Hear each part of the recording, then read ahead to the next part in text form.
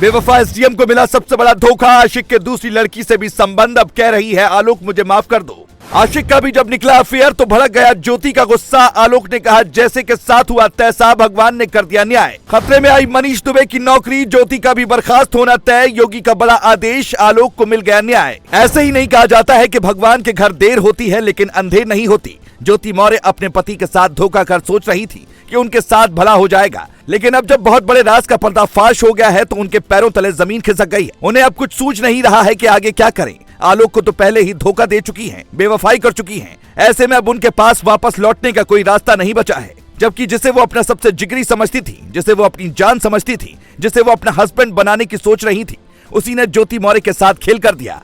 ज्योति मौर्य और आलोक की शादी 2010 में हुई थी। तब आलोक को यही लग रहा था कि उनकी जिंदगी शान से गुजर जाएगी, क्योंकि उनकी बीवी उन्हें काफी ज्यादा समझती है। आलोक और ज्योति के बीच शादी के बाद रिश्ते भी बहुत अच्छे थे। ज्योति ने पढ़ाई के लिए आलोक को मनाया था। तब आलोक अपने घर वालों से लड़ गए थे और ज्योति की पढ़ाई का खर्चा अपनी कम तनख्वाह में भी उठा रहे थे। आलोक मौर्य ने ज्योति के पीछे अपनी पूरी जिंदगी लगा दी थी ताकि किसी भी सूरत में वो अधिकारी बन पाए और उनका नाम रोशन हो सके। आलोक का सपना भी पूरा हो गया और ज्योति मौर्य एसडीएम बन गई। लेकिन उनके एसडीएम बनने के बाद आलोक के अच्छे दिन शुरू होने की बजाय बुरे दिन शुरू हो गए। आलोक के मुताबिक नौकरी लगने के बाद धीरे धीरे उन्हें ज्योति ने साइडलाइन करना शुरू कर दिया और गैर मर्दों के साथ बातचीत करनी शुरू कर दी।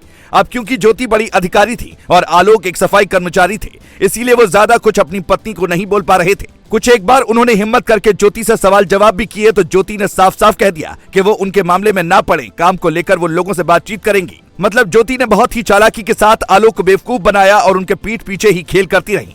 लेकिन उनके खेल के बारे में 2020 में आलोक को पता चल गया। आलोक ने आरोप लगाया कि 2020 से ही वो मनीष दुबे नाम के कमांडेंट से बातचीत कर रही थी। दोनों के बीच प्यार मोहब्बत वाली बातें व्हाट्सएप पर हो रही थी। यानी 2020 के बाद ज्योति मौर्य ने धीरे धीरे ही सही आलोक के साथ बेवफाई करनी शुरू कर दी।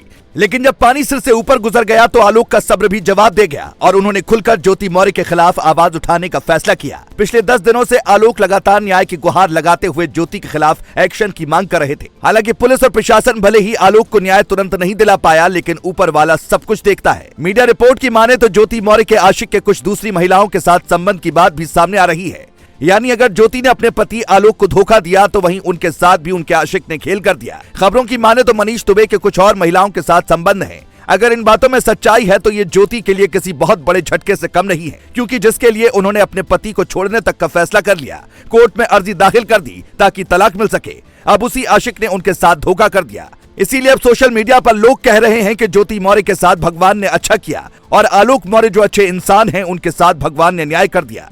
अब ज्योति मन ही मन पछता रही होंगी और सोच रही होंगी कि उन्होंने आलोक जैसे नेक इंसान के साथ धोखा करके बहुत गलत किया। लेकिन एक कहावत है कि तब पछताए होत का जब चिड़िया चुग गई खेत। दोस्तों, आपका क्या मानना है? अगर ज्योति आलोक से माफी मांगे तो क्या उन्हें माफ कर अपना लेना चाहिए? इस पर अपनी राय जरूर दें। Bureau report.